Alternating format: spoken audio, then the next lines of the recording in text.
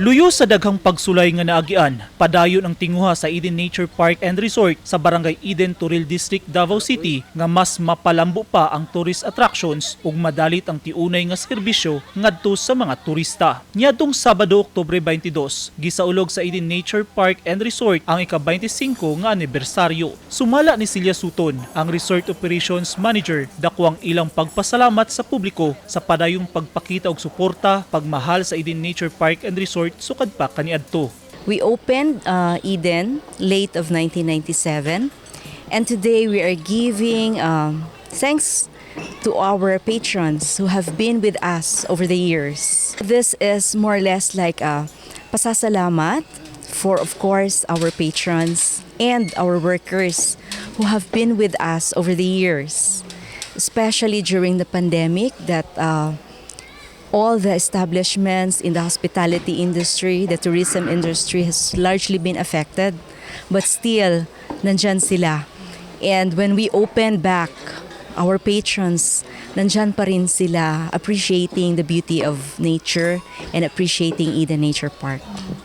Nagpabilinsab nga lig-on ng Eden luyo sa hagit sa panahon. The only time that I've seen na medyo bumaba yung patronage, that's not only for Eden but for the whole of Davao, when yung bombing dito sa Davao City sa airport. But after that, after a year, medyo maganda yung economy natin. Tuloy-tuloy po ito. Kaya that's why we've been really grateful, especially for the people of Davao who has been patronizing Eden ever since. Ug bisan dunay daghang mitumaw nga mga bagong tourist destinations sa Davao City, gipaniguro sa management sa Eden nga makalaom ang mga bisita ug turista nga dili magpaulahi sa kanindot sa ambience ug ipabati gyud kanila ang ilang tiunay nga pagpanrebisyo. Yung Eden po kasi over the years, meron siyang niche, no?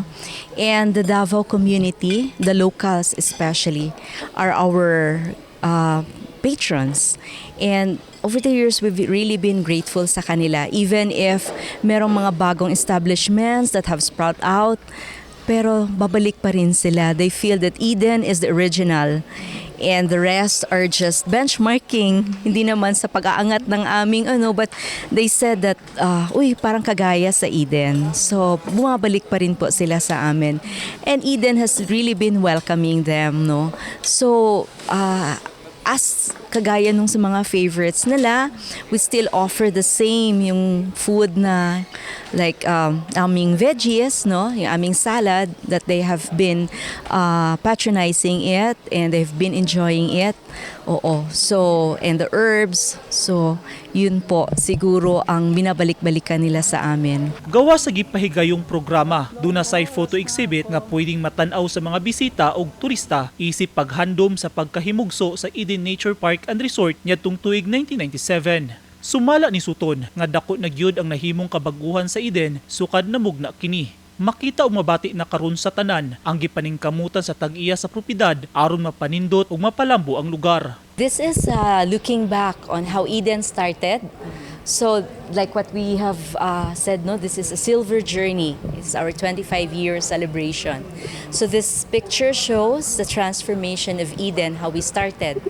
No, so ang owners, Attorney Jesus V. Ayala and Mrs. Fe Ayala, bought this property way back in the 70s. And then they started to plant trees because itong Eden, when they acquired this was a log over area. So you could just imagine how many thousands of pine trees nga ilahang gitanom diri because wala gid siya, log over gid siya. Only siguro mga 5% of the trees ang nabilin.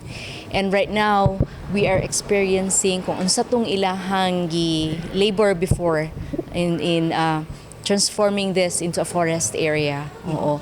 So here makita nato sa mga pictures, no, nga giunsa nila pag-shape ang Eden, ang terrain sa Eden. So it's really beautifully made nga makita nato nga everybody is conceptualized with love para sa community and also for Davao.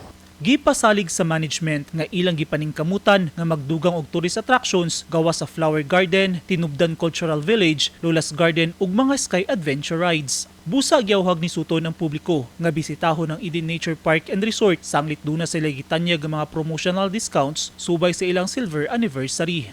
Sa moabutay nga Nobyembre 11, nakatakdang magpahigayon og Christmas tree lighting ang Eden diin sa unang higayon. Modalit sila og libreng pakaon sa mga bisita ug turista nga mosaksi sa nasgutang aktibidad. Eugene Hinutan, Newsline Philippines, Davao Region. Stay safe.